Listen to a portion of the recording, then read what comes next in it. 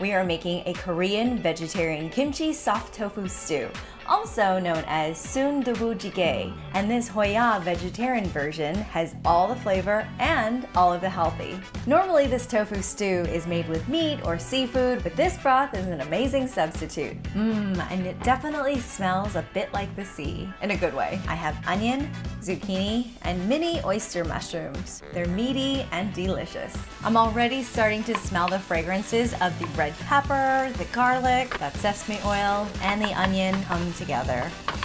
And of course, kimchi, because this is a kimchi tofu stew. The tofu helps make the soup into a stew. If you're a vegetarian and you don't eat eggs, you can absolutely leave this part out, but if you do eat eggs, go for it.